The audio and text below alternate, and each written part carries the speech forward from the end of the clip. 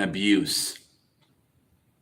Don't let being a Christian be an excuse for settling for a relationship that's not good.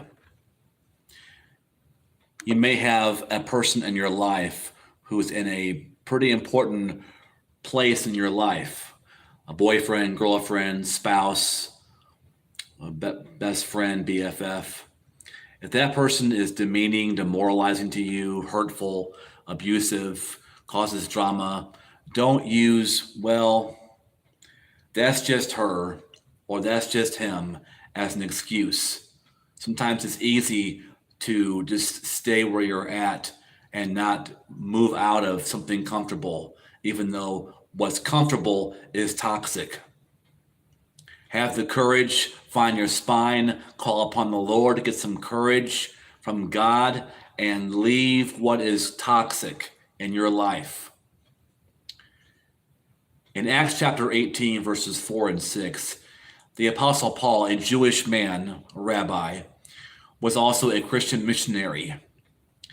He was trying to get Jewish people to understand Jesus as the Messiah. He was trying to help people learn about God. In Acts 18, verse 4, it says that every Sabbath, he reasoned in the synagogue. That's every Saturday, trying to persuade Jews and Greeks.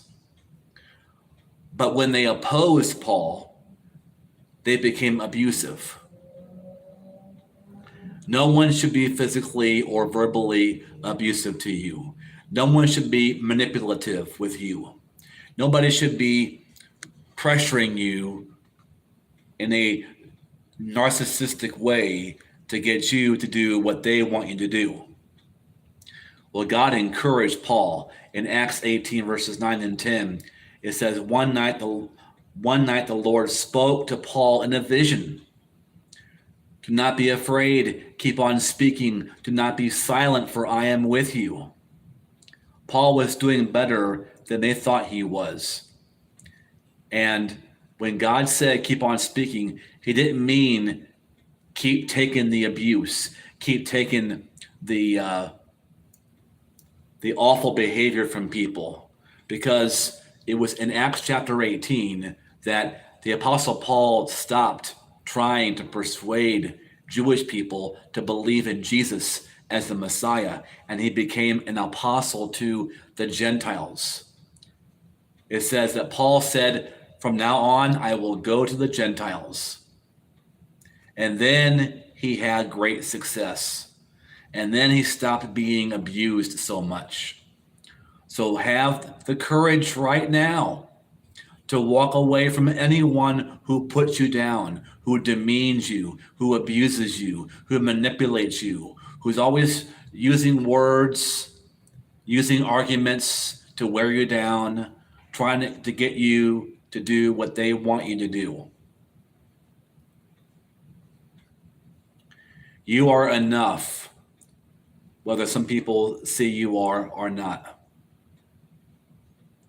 John the Baptist sent a message to Jesus by his messengers when he was in prison, asking Jesus, are you the one who is to come, or shall we look for another? In other words, I'm not sure you quite measure up to what we expect from the one sent by God.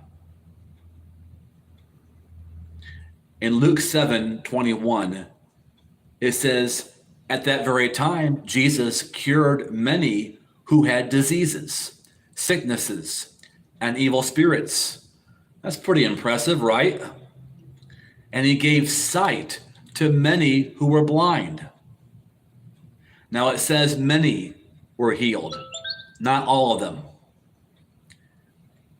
So I guess many people being healed wasn't enough for John the Baptist. But it was enough for God. Jesus was doing great. He was enough for God. Even if he wasn't enough for John the Baptist, his older cousin. You know, for some people, you will never do enough. For some people, you will never be enough. But that's okay. Leave them be.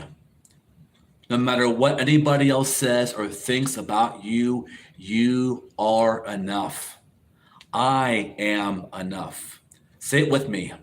I am enough. I am enough. You are enough. If you're not enough for somebody else, that's their problem. That's on them. You don't have to curse them out, yell at them, send them angry texts, or walk away defiantly. Just let them go. You're doing better than you think you are.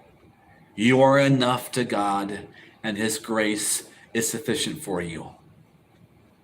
Thank you for watching, and please become one of my awesome subscribers. And remember, love your life.